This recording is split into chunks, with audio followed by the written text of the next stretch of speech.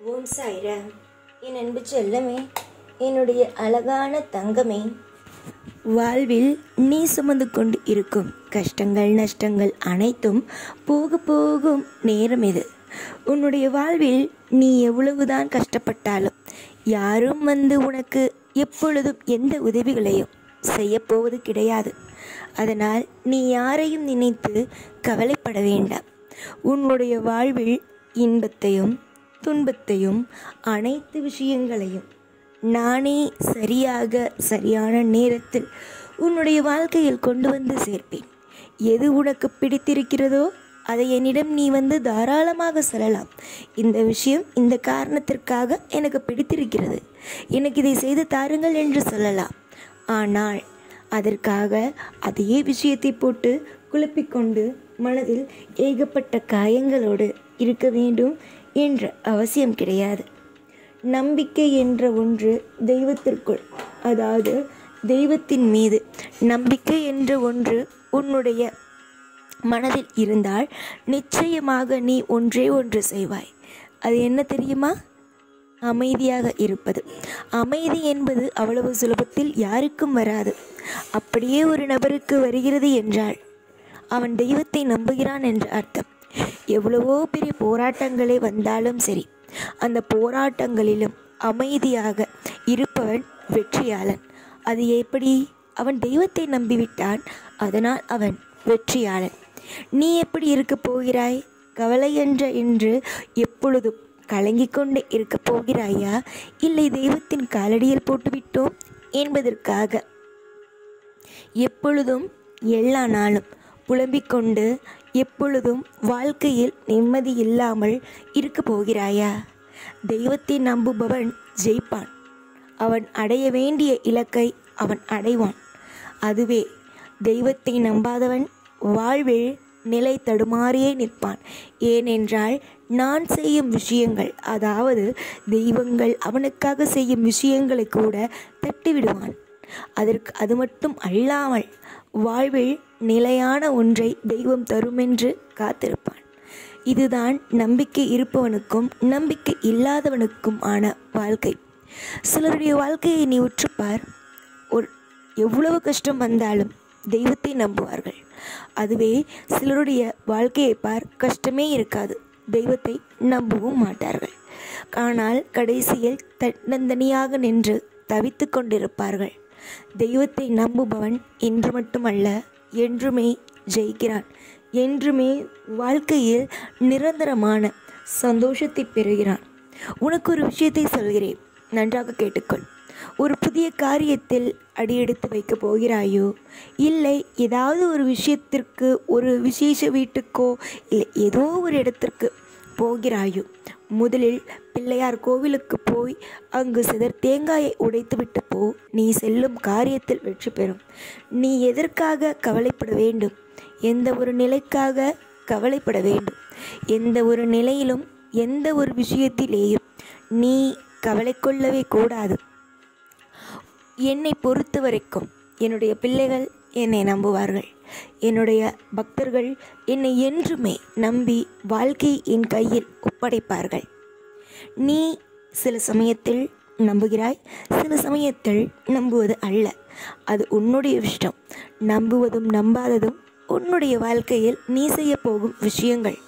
நீ என்ன வேண்டுமானாலும் செய். நான் உன்னுடைய வாழ்க்கையில் என்னென்ன செய்ய வேண்டுமோ அனைத்து விதமான விஷயங்களையும் செய்கிறேன். கவலைகள் என்பது இப்பொழுதும் இருக்கக்கூடாது. கவலைகள் என்பது வாழ்க்கையில் மிகப்பெரிய ஒரு நரக வேதனை ஆகிவிடும். கவலை கவலை கவலை என்று எப்பொழுதும் நீ சுற்றி கொண்டு இருந்தாய் என்று வைத்துக்கொள்ளேன். என்ன நடக்கும்? நிம்மதி இல்லாத தனம்தான் ஆகும். கொஞ்ச நாள் எல்லாம் மாறும். உன்னுடைய நிலைமையானது சீக்கிரத்தில் உன்னுடைய வாழ்க்கையில் பல இடத்தில் உன்னுடைய வாழ்க்கையில் பிரம்மாண்டங்களும் நடக்கும். தேடி தேடி தேடி ஓடிக்கொண்டு இருக்கும் வாழ்க்கை. உன்னுடைய வாழ்க்கையில் நீ எதற்கெல்லாம் தேடி தேடி ஓடுகிறாயோ அது அனைத்தும் கூடிய விரைவிலேயே நிகழும் என்பதுதான் உண்மை. தெய்வத்தை நம்புபவன் என்றும் வீண் போவது அல்ல. ஆனால் சில சமயத்தில் சில நேரத்தில் உன்னுடைய மனதை நீ உடைத்து கொள்கிறாய். அதற்கு காரணம் வெறுப்பு. உனக்கு முதலில் வரும் வெறுப்பு தெய்வத்தின் மீது தான் இருக்கிறது. அதற்கு பிறகுதான் உன் மீதே வருகிறது. முதலில் தெய்வத்தை நம்புங்கள்.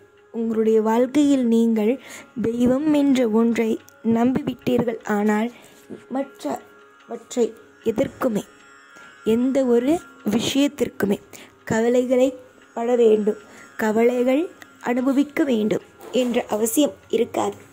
இங்கு நிறைய பேர் செய்யும் விஷயங்கள் கவலை கவலை கவலை என்று மூழ்குவதினால் மட்டுமே.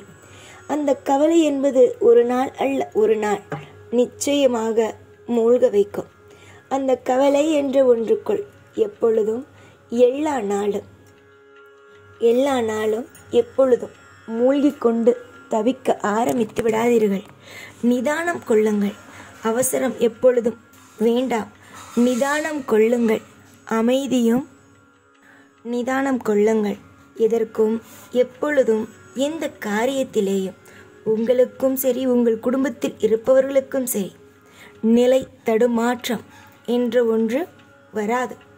அதாவது நீங்கள் செய்யும் காரியங்கள் நேராக இருக்கும் பட்சத்தில் உங்களுக்கு எதற்காக தடைகள், தடுமாற்றங்கள் என்று ஒன்று வரப்போகிறது?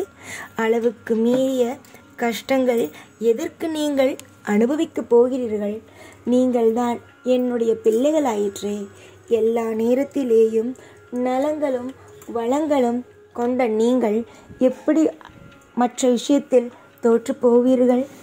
நிறைய மன உளைச்சல்களை பெற்று வாழ்வதா வேண்டாமா என்ற ஒரு சூழ்நிலை கட்டத்திற்கு வந்து என்னிடம் இப்பொழுது நீங்கள் சொல்வது வாழவே வேண்டாம், எனக்கு பிடிக்கவே இல்லை என்பதுதான். ஆனால் நான் என்றும் சரி உனக்காக சொல்ல ஆசைப்படுவது, உன்னை எந்த நாளும் கவலை கொள்ள நான் விடமாட்டேன். இந்த சாய்க்கு பிடித்த பிள்ளை நீ. அப்படி இருக்கும் பொழுது எப்படி உன்னுடைய வாழ்க்கையில் கெட்ட விஷயங்கள், கெட்ட சிந்தனைகள், கெட்டது எப்படி நடக்கும்? நல்லதே நடக்கும். சகல சௌபாக்கியங்களும் என்றும் நீங்கள் பெறுவீர்கள். அதில் எந்த ஒரு மாற்றமும் கிடையாது, எந்த ஒரு மாற்று கருத்தும் கிடையாது. நீங்களாகவே இருங்கள். இன்னைக்கு எப்படி எவ்வளவோ கஷ்டம் வந்தாலும் நீங்களாகவே இருக்கிறீர்களோ அதே போலவே எப்பொழுதும் நீங்களாகவே இருங்கள். அதுதான் நல்லதையே செய்ய வைக்கும். இன்றும் குழப்பிக்கொண்டு, நாளையும் குழப்பிக்கொண்டு, நாளை மறுநாளும் குழப்பிக்கொண்டு இருந்து என்னத்தை சாதிக்கப் போகிறீர்கள்? அமைதியே உங்களுடைய வாழ்க்கையில் மிகப்பெரிய சிறந்த ஒன்று. அமைதிகள் என்றும் நிலைத்திருக்கட்டும். உங்களுக்கு தேவையான நலமும் வளமும் என்றுமே உங்களுடைய வாழ்க்கையில் இருக்கட்டும். எக்காரணம் கொண்டும் எந்த ஒரு விஷயத்தை கொண்டும் சோர்ந்துவிட வேண்டாம். சாயிருக்க பயமேன். ஓம் சாய்ராம்.